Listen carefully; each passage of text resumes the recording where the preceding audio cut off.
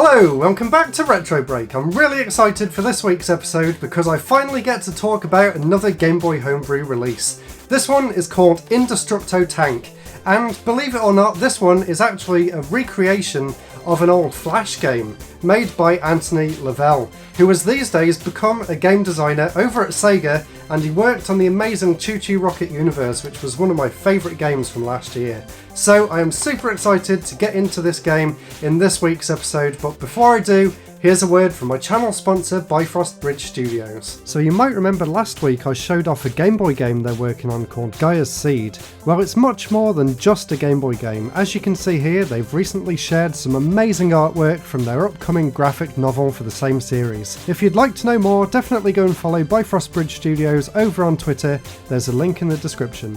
And now with that said, let's take a look at the game itself. I'm going to do an unboxing, I'm going to show you some gameplay, and then I'm going to do a comparison between this new game here and the Flash original. And I think it's just fascinating how a Flash game managed to get ported onto the Game Boy. It's going to be a great episode, so I really hope you enjoy. Let's get started.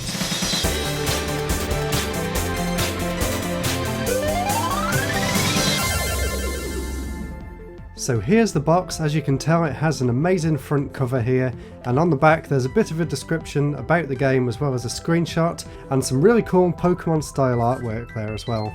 Inside the box we have the cartridge, which is one of the best quality homebrew carts that I've ever seen. Doesn't this just look absolutely fantastic? And I love the way that they changed the region bit on the label to actually spell out tank. I think that's a really nice little attention to detail. Now for the instruction manual, and I was told that this instruction manual was the first one that they ever put together, so if you're planning on picking this game up for yourselves, which you can do right now by the way by going over to Kickstarter. There's still a week left on the Kickstarter at the time of recording this. The manual that comes with the Kickstarter version of the game should be a lot higher quality than the one I'm showing here. And of course, let's take a look at what the game looks like, first in the classic Game Boy and then in the Game Boy SP. And now I'll tell you all about how the game actually plays. So, like the title suggests, in this game you play as an indestructible tank, which actually uses the enemy's weapons against them. It's a really simple and unique mechanic that works surprisingly well. At first you'll only see a few planes dropping bombs which you can use to boost yourself up into the air to destroy them. The more enemies you manage to bounce off consecutively, the more experience points you'll build up. Do this for long enough and you'll gain enough experience points to level up. Once you've leveled up, as shown by this meter here, you can then land on the ground and choose to add more enemies to the playfield. The more enemies you add, the more hectic the game becomes and the more combos you can pull off. But if nothing can hurt you in the game, how does it actually end and where does the challenge come in? Well, you might have noticed there's also a fuel meter. This continues to go down every time you start a round. If you touch the floor before you've got enough experience points to level up, you'll just keep moving along the floor until you have a chance to get back into the air. While you're waiting for that chance to get back into the air and to begin your combos again from scratch, the fuel bar will continue to go down. And once you do get back into making combos, there's much less experience points to be had, which makes it much slower to build up the necessary experience points to reach the next level. When you run out of fuel completely, that's how the game ends. At first it begins really easily, but once you get more enemies on the screen it can become extremely difficult to land on the floor, especially once you've maxed out all of the Seeker enemies, which continually send homing missiles towards you, which will just keep shooting you further and further away from the ground. I do prefer to play the game on hard as it does take quite a while to build up in difficulty on the normal mode. But either way, it's great fun and a really addictive and simple game, which is exactly what the Game Boy was made for. So that's how the game looks and plays, but how does it stack up against the Flash original? Well, when I went to record this video, I actually forgot that Adobe had actually switched off Flash by this point. But luckily, there's a program out there called Flashpoint, which a lot of Flash game fans have been backing up over the years, and thankfully, all of the Indestructo Tank games were on there, so I managed to play all 4 of them. So let's see how those 4 games compare to this one. And it's really interesting because it seems like he took some inspiration from all of the 4 different games and put it all together to make this Game Boy package. So I downloaded Flashpoint and I was very surprised to see that there was actually 4 different Flash games, and each one of those introduces or changes a few mechanics. The first game is of course the most basic of the bunch, which first introduced the basic idea of using the enemy's weapons against them, but not much more than that. For one thing, there's no jump meter, and you don't have to try and touch the ground after getting enough experience points. In this first game, you're actually only awarded the points when you touch the ground after finishing a combo, and if you have enough experience points at that point to level up, you get taken straight to the level up screen. Apart from that little difference, the rest of the game works pretty much the same.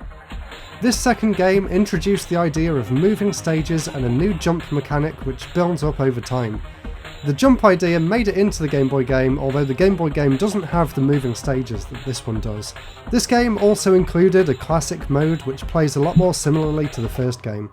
Next, there was an anniversary game which improved upon the original by changing the graphics to make it look a lot more realistic, as well as tweaking the physics and giving the game a moving camera. This camera idea was brought into the Game Boy game, whereas in the first two games, you don't have a camera that moves up, and instead in those older games they opted for a Smash Bros style icon to show where the player is off the top of the screen. And now, in the third and final game, he took all of the best parts of the previous games and included a new nuke meter which lets you blow up all the enemies on the screen when it's filled up. Unfortunately, this system didn't make it into the Game Boy game. The physics in this one also seemed a bit heavier, which made it harder to chain the combos. And strangely enough, the second time I went back to Flashpoint to search for these games, I also found a fifth game which weirdly is completely different to the other ones. In this final game, instead of bouncing off the floor, you just hold up to rocket into the sky, and you have to try and pick up coins and bounce off the enemies, and then when you land on the ground again you can unlock more fuel and a higher bounce ability in order to get even higher into the sky. This one's really different, and it would be really interesting to see how the developer could take that idea back onto the Game Boy if he does intend to do more Game Boy games in the future, which I really hope he does. So the Game Boy game seems to take all of the best ideas from the three main games, along with some of its own unique traits to create a really fun and engaging arcade style game. It was really fun to go back and check out some of these old Flash games. If you did enjoy this look at some Flash games, I'm definitely planning on checking out Flashpoint in a bit more detail in the future, so please let me know in the comments down below if there's any games you'd like me to check out. So there we go, I'm sure you'll agree it's a really fascinating game and I think it works really well on the original Game Boy. It's just the kind of game that I love to play on the system.